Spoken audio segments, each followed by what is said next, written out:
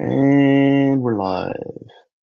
Welcome back to Parlay Profit Club, where we bet on games. And unlike other betting shows, we're not just doing pick'ems, not doing over-unders, not doing anything crazy. Now, given the name, we should be doing a lot more parlays.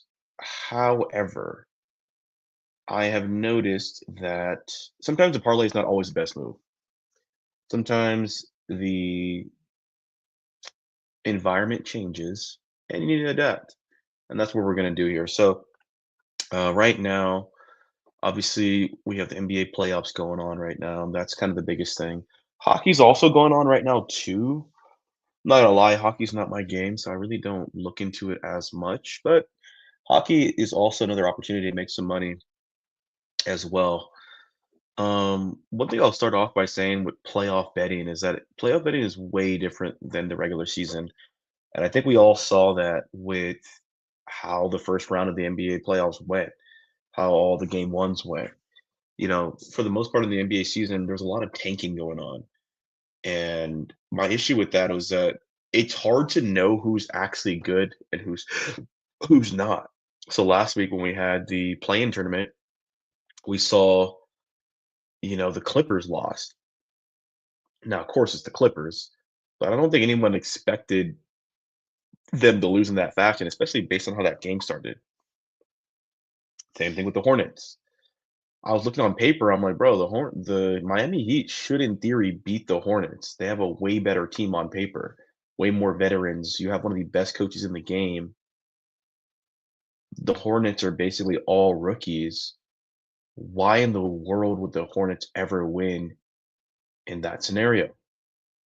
And obviously, they won that game. They got smacked by the Magic, and then the Magic ended up taking game 1 with the, I guess, the Pistons. So my point is, playoff basketball is a way different than the regular season. The regular season, not that it's obvious who's going to win, it's a little bit more predictable based on the environment that the teams are playing in. So if the teams are playing in an environment where, like the tanking environment, it's very obvious that a team that's a contender, if they're playing a team that's tanking, it's very obvious to take those matchups and only bet those matchups. Not so much that you can't predict the other ones, but, like, why would you take the extra risk when you know you have an edge over here? And that's our whole point. So getting adjusted to the NBA playoffs, what's been a challenge is it's hard to know who's actually good when you haven't got a real look at a lot of these teams. Some of the games are a little bit more obvious, some of them are more surprising. So we're gonna go through that a little bit and just see, like, oh, okay, here are the, teams you gotta look out for, and here are the teams that we gotta adjust for a little bit of variance because their team is actually good, but for whatever reason, they either weren't playing up to their potential because tanking, or maybe they're resting players due to health and injuries and things of that nature. So now that we're actually betting in it, I'm getting a better understanding of like, oh, okay, here's what's happening here. Then we gotta we gotta remember that a lot of these games are series. So we're actually not gonna get a sweep. Just because one team is legitimately better than the other team, doesn't mean the other team's not gonna win a game or 2 just by making, you know, ideal adjustments. So, playoff betting, I think the easiest way to do this would actually be to bet the series. Like, I wouldn't do a lot of individual game betting because I feel like it's hard to pick and choose when, the team that's likely to lose a series is going to win a game or 2. Those are actually hard to tell when they're gonna make the adjustments and stuff like that. But betting on the series winner is usually the easier way to go, um, as well. And this is also a time where you wanna be doing a lot more parlays because some of the game winners or the favorites, the odds are so high that you can't even really get good odds, like betting on the Celtics. So you kinda have to do some sort of parlay. That being said, probably take a look at what's been happening with the NBA, kind of go through some storylines. And then I want to see baseball. Baseball is interesting to me where baseball is really a pitcher's game. And it's hard to know exactly when the pitchers are going to show up. But I think I learned a new wrinkle, which was, you know, basically only betting on the pitchers, the good pitchers, when they're facing either a bad team or a bad pitcher. And usually you want both. If even if they're facing a bad team, if they're facing another good pitcher, that can be a problem. So, especially because baseball, you play so many games, you don't know who's in, who's out, who's hurt, who's not playing. It just becomes very convoluted. So that is something else I want to touch on. And I'm trying to think, was there anything else in the world of sports? I don't want to talk about WNBA. Golf. Yeah. Yeah, so we'll just jump into NBA real quick, and then I'm gonna give my assessment. I think CJ may be joining us a little bit later on. I'm gonna jump into this now then. So what we have here is the first round of the playoffs. So I'm kind of just gonna go through series by series and kind of just give my take here. So right here, dealing with the Boston Celtics and the 76ers, this is an obvious win for the Celtics. Shouldn't really see any variance here. Shouldn't see anything crazy. Um, the one thing about the Celtics is that they're trying to work back in Jason Tatum. He's looked good in spurts, but still coming off a pretty major injury. I do think that they're the better team, the deeper team. The one thing that you know a lot of us overlook is that in theory, the Celtics can literally sweep the 76ers. However, there's more at play than just these teams playing. You got to remember, a lot of these teams, there's like multiple entities that have their own goals, right? So you have advertisers. Advertisers want to make money. The only way the advertisers make money is by showing ads. So if there's not a lot of games happening, they don't get to show as many ads. So it actually makes sense for the advertisers for every series to go at least 6 games. If the series goes 4 games, the advertisers aren't making as much money. So that is a thing. Uh, Another thing is ratings. If these games are well, I wouldn't even say that. Another thing is like betting. Betting has become a big thing too. So if these games are too obvious, Vegas is losing money. Right. Vegas makes more money with spread and things being balanced and a little bit of, let's just say, parity. So if things are too one-sided, things are too obvious, that's not good for Vegas. The NBA, as a third entity, they want ratings. So with the NBA, you're looking more as to, okay, how can we get people to tune in? How do we keep our ratings high? And the only way you do that is with more interesting series and longer series. Oh, are the Celtics going to lose? We need more narrative.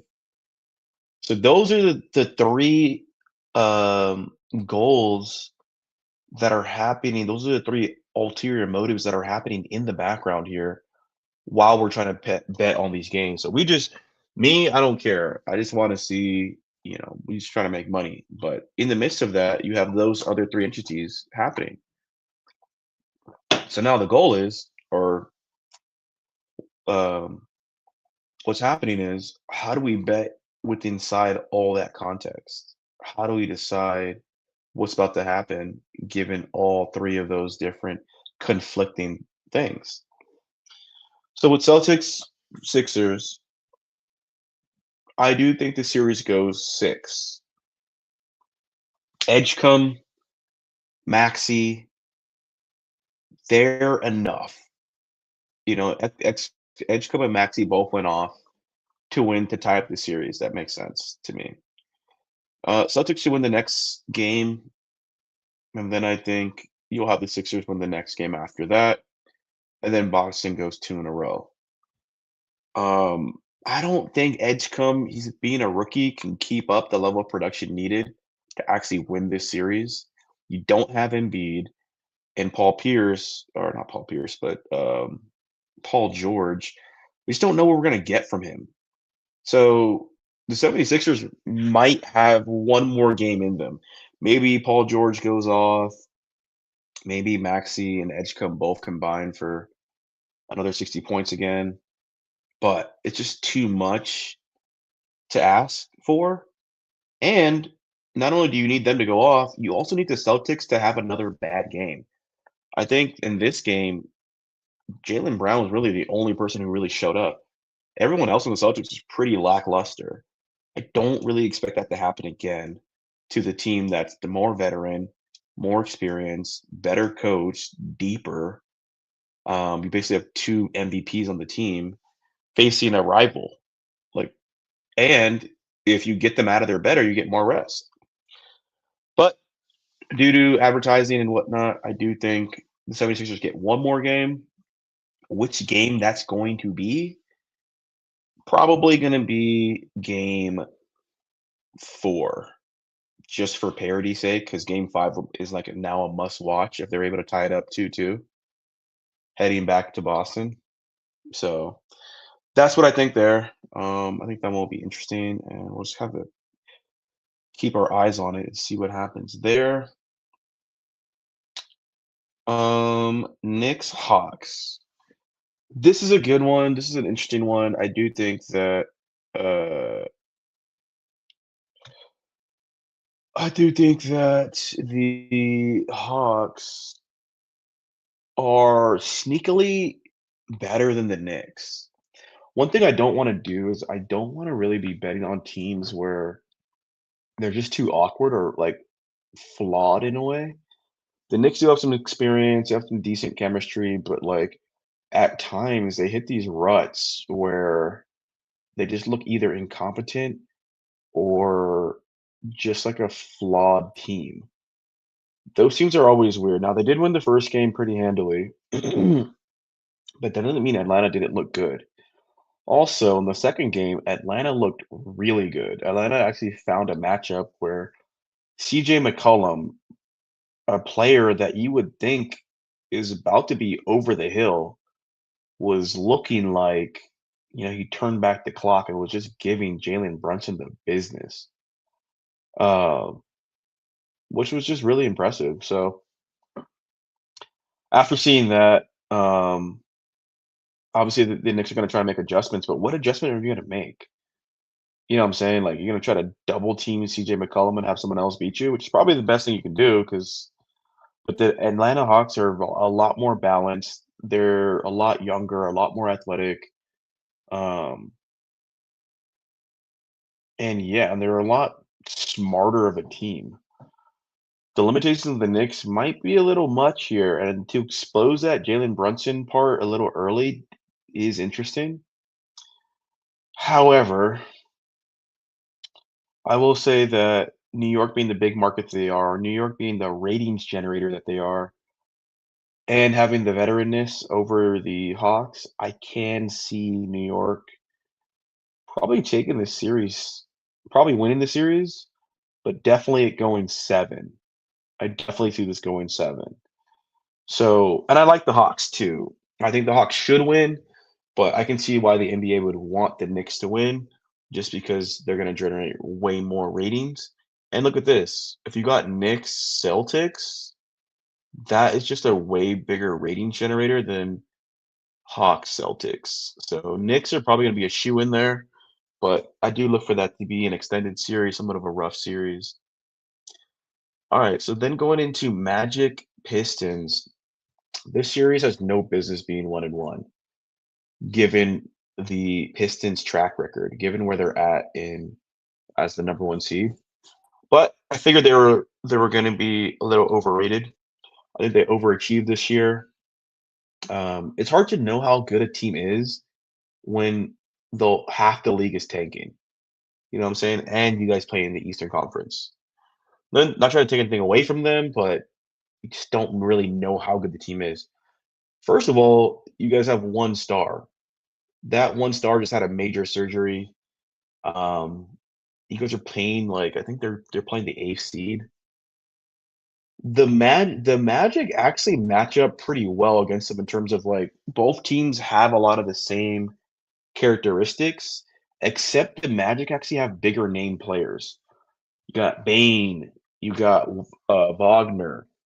They just have some bigger names, bigger shot makers um, on their team, even though Banchero is one of the most awkward offensive guys to kind of build a team around.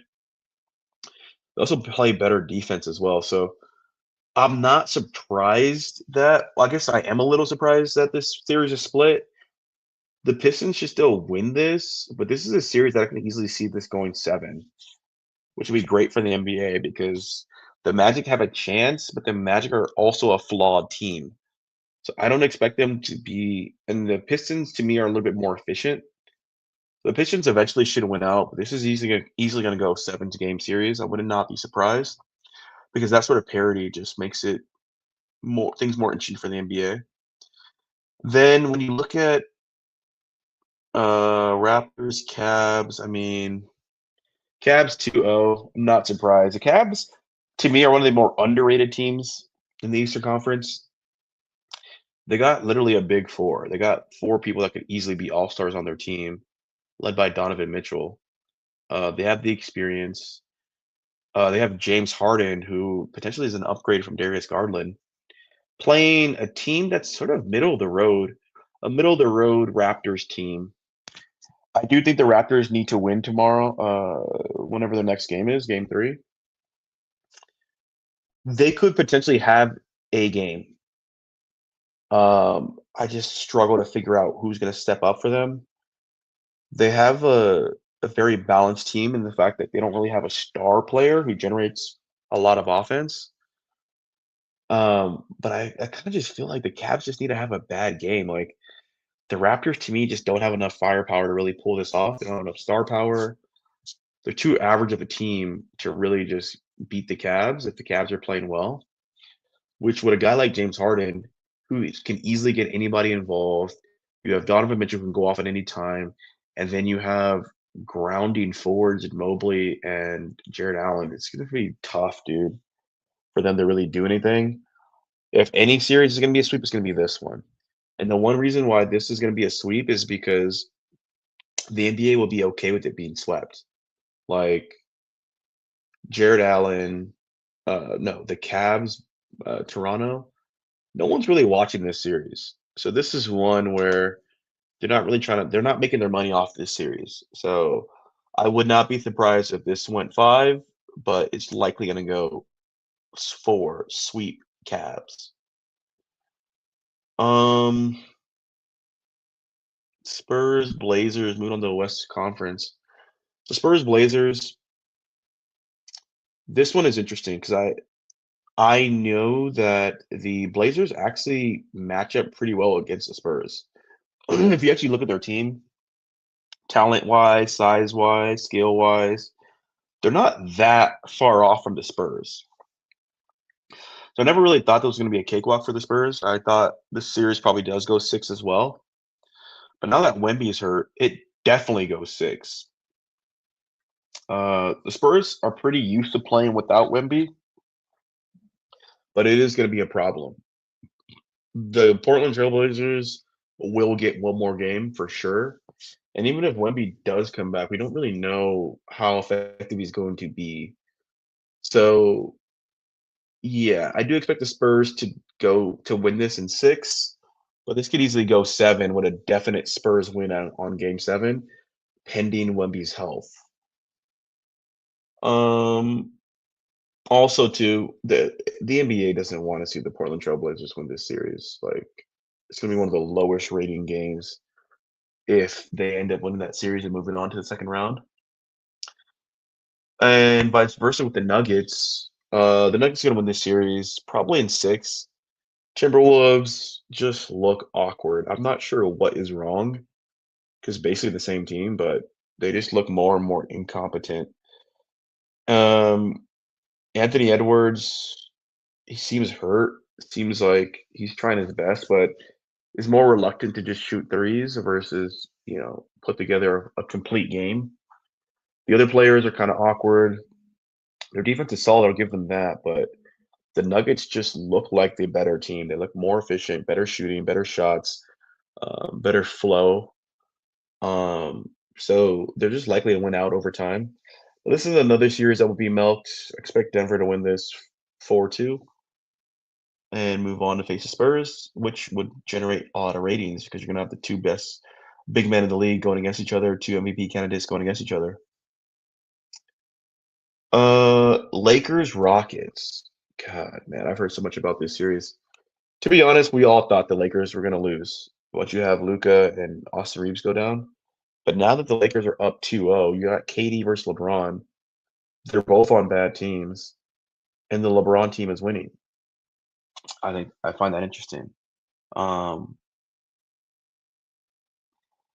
the KD Rockets have zero chemistry, zero shooting, and even their calling card defense is starting to fall apart. They got no point guard, and seemingly it seems like they have no coach. So the Lakers went from literally having no chance to being an obvious favorite. All the stats point to the fact that, the Rockets should actually be a better team on paper, but the Lakers keep out shooting them. Bro, Luke Kennard and Marcus Smart carrying the team over somewhat of the defensive juggernaut that is the Houston Rockets. So, yeah, I don't. This series is too. It has too much star power for there to be a sweep. Let's just say that. Like Kevin Durant and LeBron James generate too much headlines for the NBA just to allow a sweep to happen. I would say gentleman's sweep, if anything. Like I don't think the Rockets are good enough to generate, that many wins or like manufacture that many wins. Let's face it, Kevin Durant's not a leader. Everyone else on the team is young and in a slump or just not skilled enough to carry the team or rally. And chemistry is a big thing in basketball. If you ever played in LA Fitness and you're playing with a guy who's not passing the ball, doing dumb shit, you don't feel like playing basketball. So I don't see, and then if Ime doesn't have the awareness to know how to make adjustments, put everybody in the right spots, I really don't see how this team wins more than one game. At this point, I do expect it to go 5. Lakers get some early rest. Rockets get out of there and finish the season as one of the most disappointing teams of all time. And then OKC Suns. Man, this one should be a sweep. I don't know why it says series begins today, but I don't know if it got delayed or what. But there's no reason OKC should ever lose to the Suns. Again, for advertising purposes, maybe Devin Booker goes crazy one game and figures out a way to win. But this is one of those ones where no one's really watching this series. Let it be a sweep. LeBron, OKC, round 2. Although the Lakers have no shot, it's definitely a more interesting series. And that's kind of how I see it going. So that's what we got so far. Do you look to see some parity based on what games we expect the losing team like based on how long we expect the series to go, there should be some games we can target to see what spots the losing team should win in. And we can kind of just bet accordingly from there. But yeah, happy betting out there, guys. Gonna end this one a little short today, but hopefully this was cool, and I'll see you guys next time.